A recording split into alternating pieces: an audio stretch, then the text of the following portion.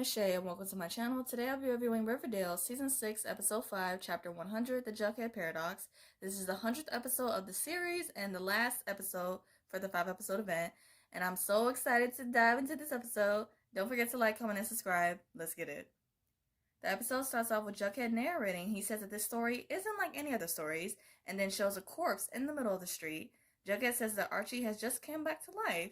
Archie is with Betty, and he apologizes for waking her up. Betty tells him that it's fine, that she had a nightmare about the whole town sacrificing him.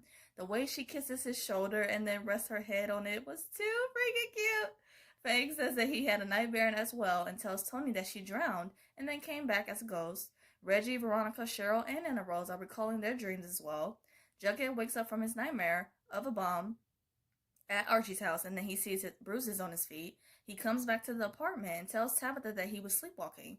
Tabitha assumes that he is just nervous for his first day back teaching at Rivervale High. Jughead is walking in the hallway, and then he sees Veronica, Kevin, and Betty together. He continues walking, and then he sees Archie in the music room with that teacher he was sleeping with in season 1. I can't remember her name, but you know what I'm talking about. He sees Cheryl in her cheerleading uniform, bumps into Reggie in the hallway, and then he sees himself wearing his signature crown beanie. He is totally having deja vu, so he goes to the bathroom just thinking that he is imagining things. He sees Ben, the guy who sacrificed himself and jumped out of the window for the Gargoyle King. Like, just a mess. A freaking mess. Ben tells Jughead that he might have just hallucinated that memory and tells him to have an awesome day. Jughead comes to the teacher's lounge and the whole gang is there. Betty says that they were just filling everyone in on their wedding plans, and Jughead is confused. Archie reminds Jughead that he asked him to be his best man. Betty gets a call from Dr. Colonel Jr. saying that there's a new corpse that just came in and that it's Jughead's. Betty says that they can't be true because she has literally seen Jughead with her own eyes.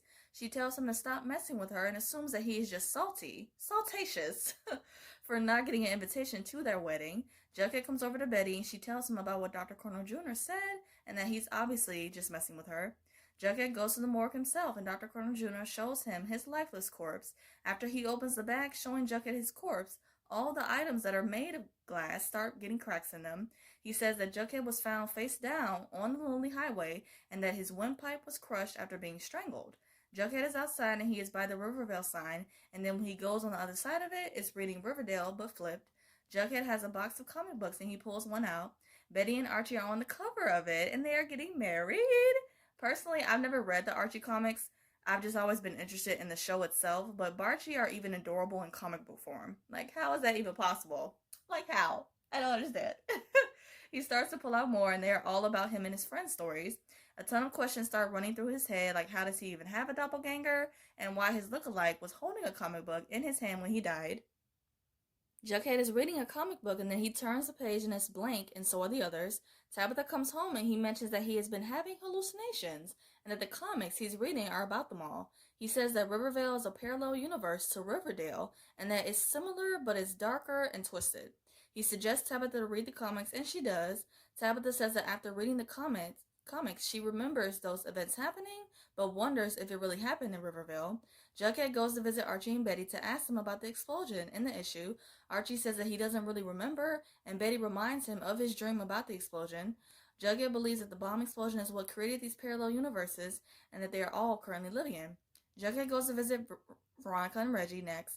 Veronica finds it strange how Hiram is made out to be this big bad villain of Riverdale, when in Rivervale, he died before her quinceañera. Reggie is more concerned about how he looks different in these two comic book covers than the actual issue at hand. Jughead visits Cheryl Thornhill and asks if she remembers anything about Jason's death, and Cheryl tells him that Jason is alive and well. Jason Blossom comes strolling in and says that he will be waiting by the court for them to play a game of tennis. And I'm just like, wow. After all these years, we finally get to hear this man speak. Shit is crazy. Because in the beginning, it was a lot of voiceovers and montage moments. So I'm just like, wow.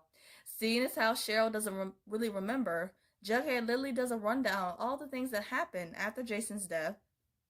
Cheryl says that she's about to play doubles with Jason and tells Jughead to see himself out. Back at Rivervale High, Jughead is indeed sees the memorial page for Jason that Cheryl did for him in the yearbook. He says that he needs to sharpen his knowledge and learn more about the two parallel universes. Reggie is giving Veronica a much-needed massage because she is stressed about what Jughead told her about Hiram. There is a knock on the door, and it's a mystery man who calls Veronica babe and asking if she missed him. It shows a quick flashback of Veronica and this man partying in a club. Jughead is in the library at Rivervale High, and the librarian tells him that a book on parallel universes was checked out and never returned. She mentions that Dilton Doily checked out that book and he teaches physics. Jughead goes to visit Doyley's class and he finds Ethel there too, and she is his teaching assistant. It's nice to see Ethel back too. Jughead shares his theories with Dilton and that he is getting a sense of impending doom to come. Dilton tells him to do nothing and to just enjoy his life here in Rivervale. Veronica's with Reggie and turns out the mysterious man from earlier is actually another Reggie. Veronica comes up with the idea of them both staying at the Pembroke so they don't freak out anyone else. She mentions that the bachelor and bachelorette parties are going on and both of them want to go. Reggie number 2 says that he wants to go to the bachelorette party and he goes, but he is one of the strippers there. The real Reggie is at the casino with the rest of the guys. I like how the guys weren't having a typical bachelor party with strippers. Like they were just drinking and enjoying each other's company and playing games. Like, leave that raunchy fun to the ladies. It's much well deserved. Archie mentions how he is really missing Fred and that he would have loved him marrying Betty. He says that he can physically see him standing there, seeing them get hitched and just smiling at the ceremony. He mentions how he is believing that Fred will show up at the wedding. Veronica's with Reggie and Reggie number 2, and she asks either of them to dance. Reggie number 2 gets up and starts dancing up on her, and the real Reggie gets jealous and says that he is not used to sharing. Veronica gets upset and says that she is more woman than either of them can handle. Okay, the whole gang is in the teacher's lounge and they all have such a nasty hangover. Kevin's comment had me laughing so hard when he says that being a teacher sucks. Cheryl's in shock and panic because she receives a message saying that Jason has been kidnapped by the Black Hood. And I'm like, okay, all right, throwback to season 2. And it was funny because Betty asked, who is the Black Hood? And the real identity of the Black Hood was her father, Hal. Cheryl tells them they're holding Jason for ransom. Jughead pulls Archie into the bathroom for them to have a minute alone to talk. He tells Archie that he believes Jason is being held hostage at the White Worm. Archie asks Jughead what does he want to do, and Jughead replies that they bring in Sheriff Keller to go and save him. The three of them show up at the White Worm to save Jason. Sheriff Keller shoots the Black Hood, and Jughead takes off their masks, and it's revealed to be Clifford Bossum. This was such a throwback to when Archie and Fred were in Pops, and then the Black Hood shoots Fred. Veronica is ready to leave when she sees both of the Reggies fighting. They both claim that the other one started it, and it's just so funny because they are literally acting like children. And Veronica treats them that way too, so she grounds the both of them and says that if they can't coexist, then they will be out of the Pembroke and out of her life for good. Everyone is at Pops for Archie and Betty's rehearsal dinner, and it's so good. I had to do a double take because Hal was there in the scene, front and center, and I completely didn't even know that that was him. I just assumed that it was Uncle Frank. Alice's speech was cute when she says that her daughter is about to marry the finest young man, and then Barchi kisses, which was so sweet. Hal starts to give his speech, and Tony walks in and she is emotional. Jughead says that in his head he already knew what Tony was about to say, and Tony tells the gang that Cheryl is dead, and that she was strangled. Jughead and Betty go to Thornhill together just like old times and do some investigating at the crime scene. Jughead rushes to Rivervale and turns out Dilton combined the two universes of Rivervale and Riverdale. He says that he knew it would cause destruction and that these two parallels would eventually implode. Dylan says that he was doing all of this for research, and Jughead demands how do they stop it. Dilton says that it's too late, and then he collapses on the floor and starts foaming at the mouth. Ethel tells Jughead that she put some poison in his drink when he wasn't looking and that she knows how to save the Prime Universe, Riverdale.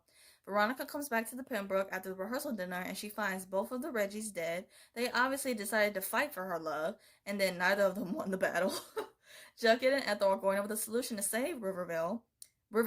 They come up with a plan to recreate the significant moment that created the two universes in the first place, and that was the explosion.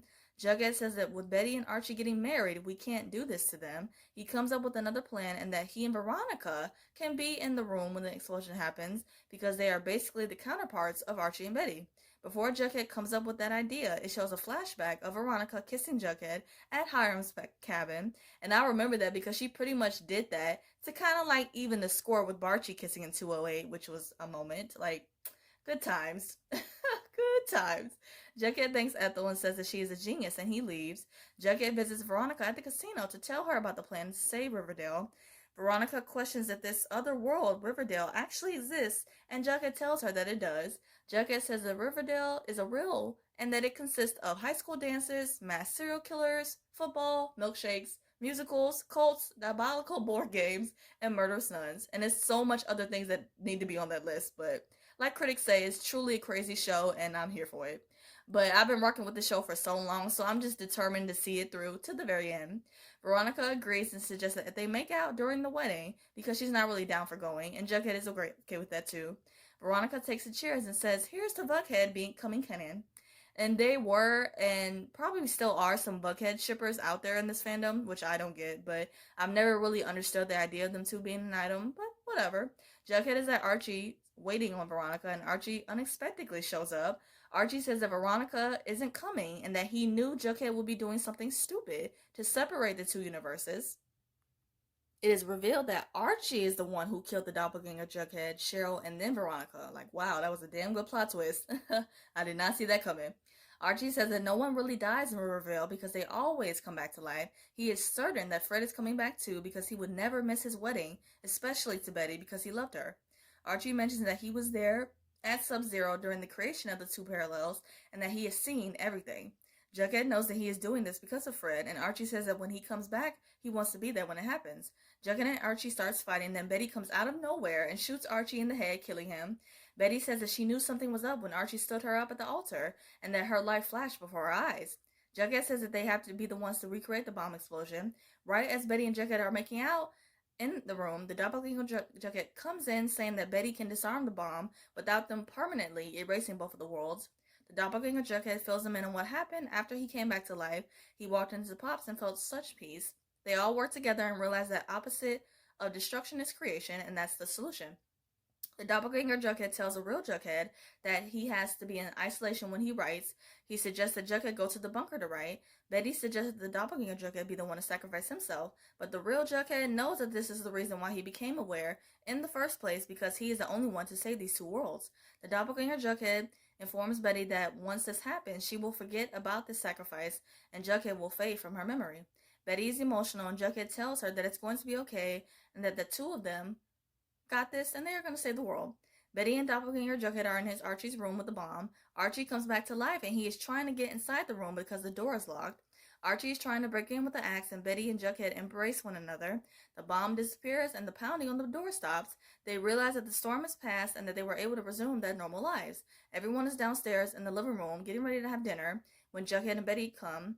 There's a sweet moment of Betty coming to Archie and Jughead coming to Tabitha and them embracing the other and just showing beautiful affection. Like, yes to Tabitha, yes to Archie. After dinner, Jughead moves out his stuff out of Archie's and into his new apartment with Tabitha. It shows a box of comic books that Jughead had forgotten about, and that one day the secrets in those books will save not only his life but countless others. Jughead is with Ethel in the bunker, and Ethel says that Rivervale will continue to exist as only if he keeps typing. Ethel tells Jughead what happens in Riverdale universe, and Jughead says that they'll never know unless someone changed the course of events there.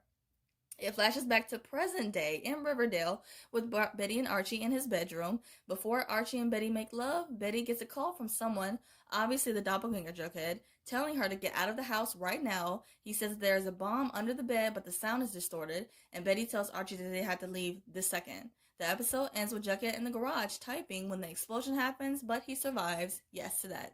I hope you guys enjoyed my review of Riverdale. This was the last episode of the 5-episode event, and they ended it perfectly. This 100th episode was entertaining and special because it gave us viewers some nostalgic feelings from when the show first started, a lot of significant throwbacks, and of course some familiar faces, so that was always good to see. The show is going to be on hiatus for some months, and it returns in March. I hope you guys have a great day, stay safe, and see you guys next week.